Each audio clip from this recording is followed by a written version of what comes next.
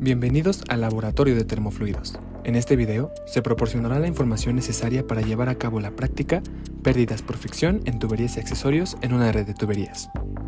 El objetivo general de la práctica es determinar experimentalmente las pérdidas por fricción en tuberías y accesorios, mientras que los objetivos particulares son cuantificar las pérdidas por fricción en tuberías y accesorios comunes en redes industriales y construir el diagrama de Moody para diversos tipos de tuberías y compararlo con relaciones existentes en la literatura. Se sabe que tanto en la industria como en la vida diaria se utilizan las tuberías para transportar todo tipo de fluidos, como agua, aire o combustibles. Dado que las tuberías de sección circular son las más utilizadas para esta tarea, se analizará una red de tuberías de dicho tipo en esta práctica. De igual forma, los accesorios como Ts, codos, cruces y válvulas en una red de tuberías cumplen diferentes funciones como unir tramos, cambiar la dirección del flujo y regular el caudal de este. Se debe considerar que tanto las tuberías como los accesorios generan pérdidas de presión por fricción, y esto afecta al decidir el tipo de tubería que se utilizará para darle la capacidad al fluido de transportarse a través de la red de tuberías.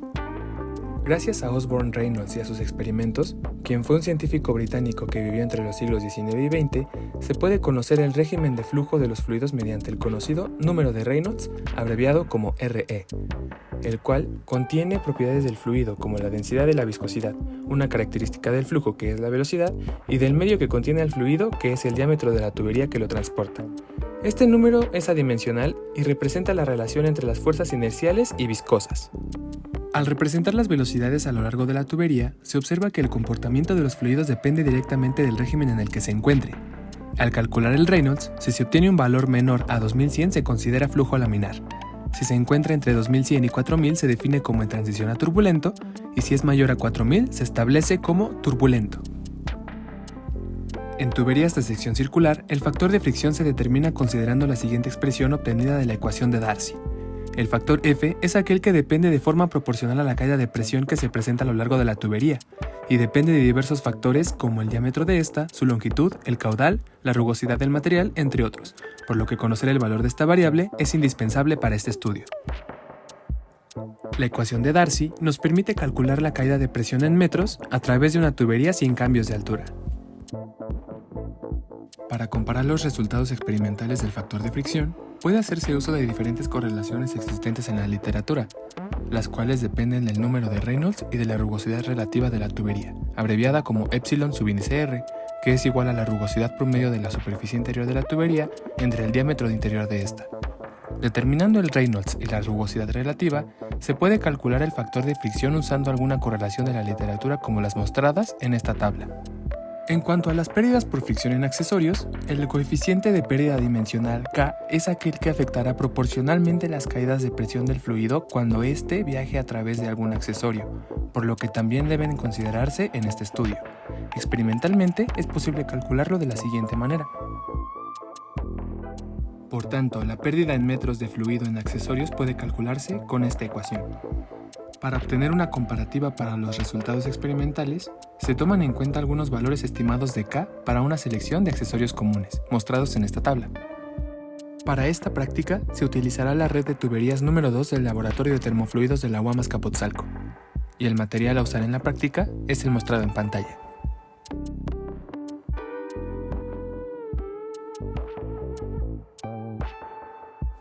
Primero, deben conocerse las características de cada una de las tuberías que se analizarán, como su material, cédula, longitud y el diámetro nominal, el cual lo podemos conocer leyendo alguno de los accesorios que estén conectados a la tubería sin que éste tenga ampliaciones o reducciones. En base al diámetro nominal podemos conocer el diámetro interno T que se utiliza en las ecuaciones.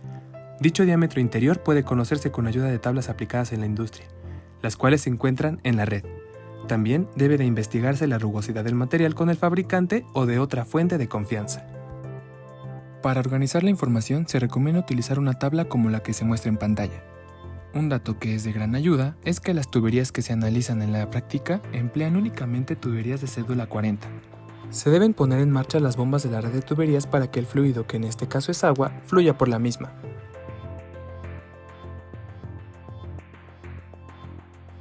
Para la medición de las caídas de presión en cada tramo de tubería, se conectan las mangueras de entrada y salida a nuestro manómetro digital. Debe evitarse que las burbujas de aire que puedan estar presentes en el sistema interfieran en las mediciones de presión, por lo que se deben de purgar. Para ello, únicamente deben abrirse las mangueras y dejar salir el agua en una cubeta por aproximadamente 10 segundos. Después, cerramos el flujo y se procura que se genere un pequeño cúmulo de fluido en la punta de cada manguera. De esta forma, se conectan al manómetro. Para medir las diferencias de presión, deben abrirse al mismo tiempo y lentamente las válvulas a cada toma del manómetro.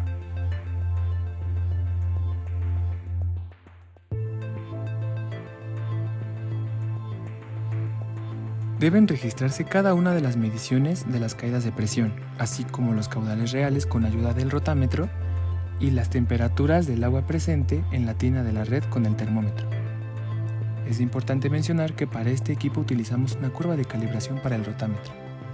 Dichos parámetros deben registrarse para obtener los datos mostrados en pantalla. Para la medición de las caídas de presión en los accesorios, se sigue el mismo método. Para registrar los datos evaluados en accesorios, se debe llenar la siguiente tabla para cada uno de los caudales. Con toda la información recopilada, se completa la siguiente tabla para cada una de las tuberías. Para construir el diagrama de Moody experimental de las tuberías, se grafica el Reynolds en el eje de las abscisas y el factor F en el eje de las ordenadas, definiendo en dicha gráfica los diferentes regímenes de flujo para obtener algo aproximado a esta gráfica. Se recomienda usar un color diferente para cada tubería, así como para cada correlación de la literatura, para contrastar diferencias y exactitud. Con lo aprendido resulta interesante responder preguntas como ¿qué factores causan la caída de presión de un fluido al ser transportado por una tubería o un accesorio? ¿Cuál es el efecto de la rugosidad de la tubería en el desarrollo del flujo turbulento? O también discutir el origen de las discrepancias entre los valores experimentales de K y los reportados en la literatura para los distintos accesorios evaluados. Para profundizar en el tema de esta práctica, te invitamos a consultar el material suplementario como libros, artículos y revistas arbitradas existentes en la literatura abierta. Esperamos que esta práctica te haya permitido comprender mejor cómo influyen las características de la tubería y los accesorios en las pérdidas de presión por fricción en redes de tuberías. Gracias por acompañarnos. Y no olvides aplicar estos conceptos en futuros experimentos y proyectos. ¡Hasta la próxima!